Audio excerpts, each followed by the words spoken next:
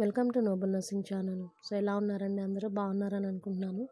ఈరోజు community health nursing నుంచి కొన్ని ఇంపార్టెంట్ బిట్స్ చూద్దామండి. కమ్యూనిటీ హెల్త్ నర్సింగ్ నుంచి కూడా కాంపిటేటివ్ ఎగ్జామ్లో చాలా రకాలైనటువంటి క్వశ్చన్స్ అడుగుతూ ఉంటారు. అండ్ అలాగే ఈ బిట్స్ అనేవి జిఎన్ఎం వాళ్ళకి, బీఎస్సీ వాళ్ళకి కూడా very very important. First question చూద్దామండి. In India the health care delivery system is represented by how many major sectors?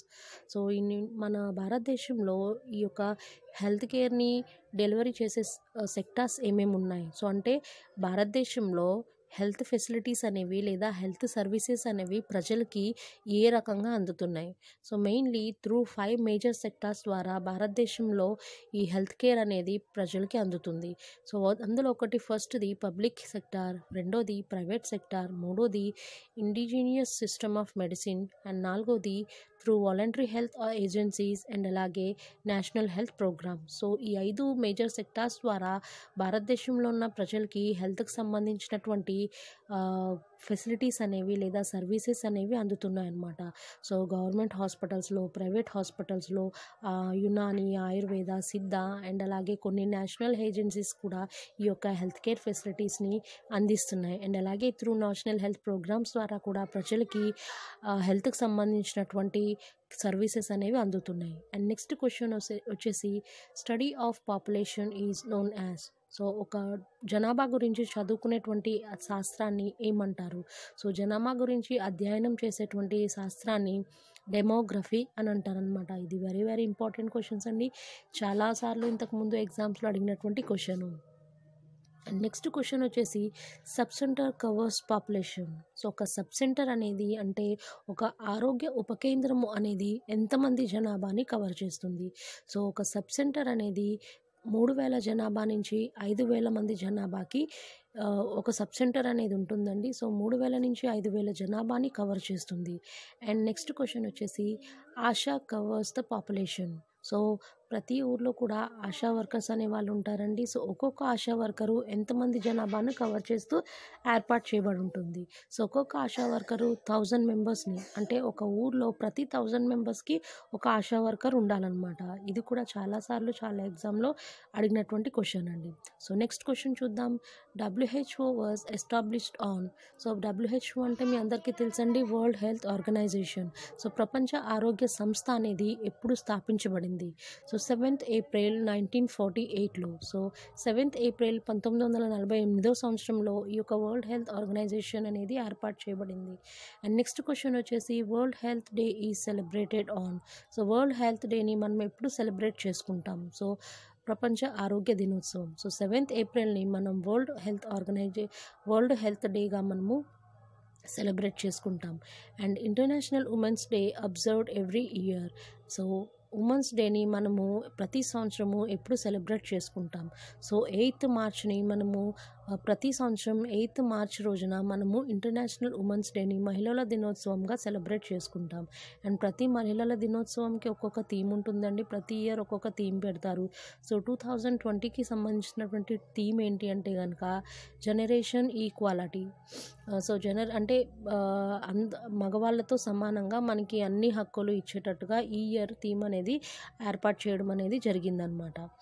Next question వచ్చేసి the census is taking usually every. Census అనేది లెక్కలు, ఒక దేశానికి సంబంధించినటువంటి లెక్కలు అనేవి ఎన్ని సంవత్సరాలకి ఒకసారి తీసుకుంటారు? 10 సంవత్సరాలకి ఒకసారి ఈ సెన్సెస్ అనేదాన్ని తీసుకుంటారనమాట. సెన్సెస్ అంటే ఏంటంటే ఒక దేశానికి సంబంధించినటువంటి వివరాలు.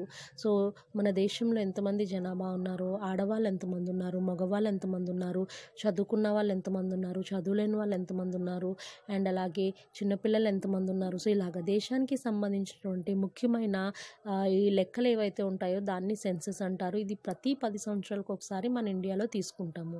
అండ్ నెక్స్ట్ క్వశ్చన్ వచ్చేసి birth and death registration should be done with in. ఒక మనిషి పుట్టినప్పుడు కానీ చనిపోయినప్పుడు కానీ ఆ సంఘటనని ఎన్ని రోజుల లోపు రిజిస్టర్ చేయించాలి?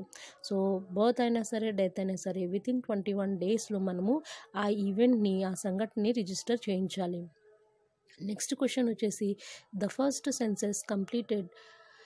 First complete census of India was conducted in.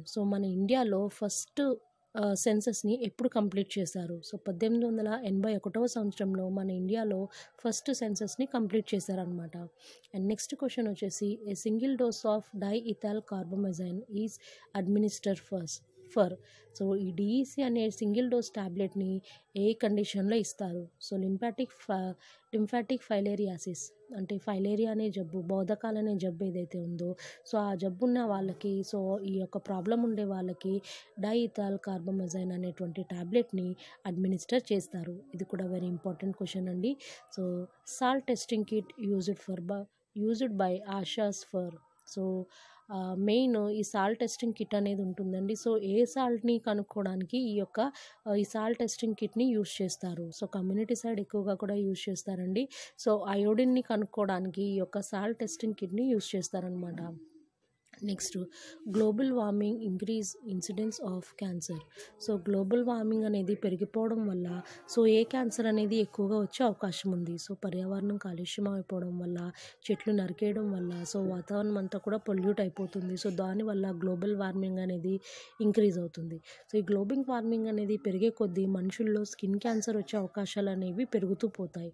So next question చూద్దామండి. Epidemiological trial theory of disease causation include. So epidemiological trial థియరీలో డిసీజ్ కాజేషన్ అంటే జబ్బుని కలగజేసేటువంటి ఏమేమి ఉన్నాయి? So agent, host, environment. ఇది చాలా ఎగ్జామ్స్లో ఎయిమ్స్, ఆర్ఆర్బి, ఈవెన్ సిహెచ్ఓ ఎగ్జామ్స్లో కూడా అడిగినటువంటి ఇంపార్టెంట్ క్వశ్చన్ అండి. అండ్ తర్వాత human reservoir who exhibit signs and symptoms of disease is known as. So ఏ మనుషులైతే ఏవైనా సూక్ష్మజీవులు లేదా మైక్రో ఆర్గానిజమ్స్ ఉన్నప్పుడు ఆ మనిషి కనుక దానికి సంబంధించినటువంటి లక్షణాలని, సైన్స్ని, సిమ్టమ్స్ని కనుక చూపిస్తే అలాంటి వాళ్ళని ఏమంటాము? సో అలాంటి వాళ్ళని క్లినికల్ కేస్ అని అంటాము. ఫర్ ఎగ్జాంపుల్ ఇప్పుడు నాకు కనుక లోపల కరోనా వైరస్ ఉండి దానికి సంబంధించినటువంటి లక్షణాలని నేను బయటికి చూపించినప్పుడు సో నన్ను ఏమంటారంటే క్లినికల్ కేస్ అని అంటారనమాట.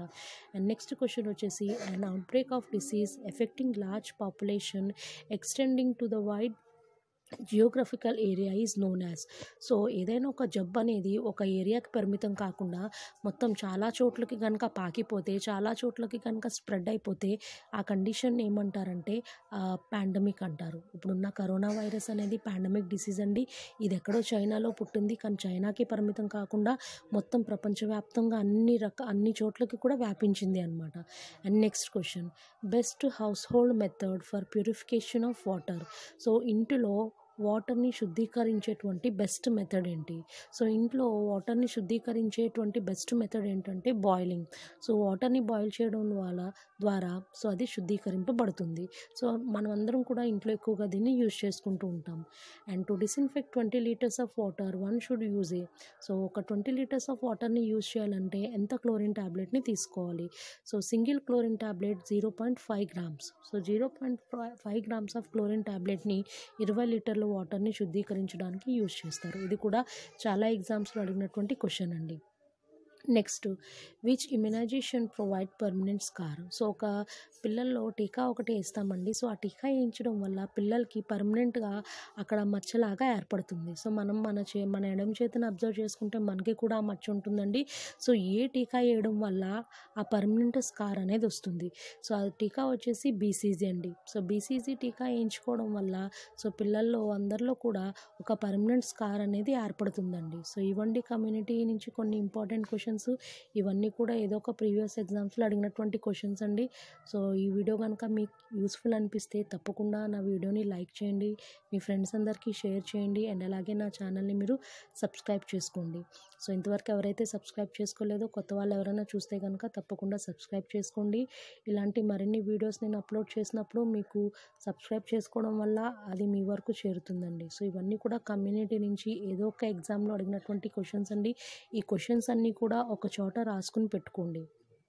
అండ్ అలాగే ఈరోజు నేను మీకు ఒక క్వశ్చన్ని అడుగుతున్నాను. ఆ క్వశ్చన్ని అందరూ కూడా కమెంట్ బాక్స్లో ఆన్సర్ చేసి పంపించండి. సో మీ అందరికీ ఒక క్వశ్చన్ అండి.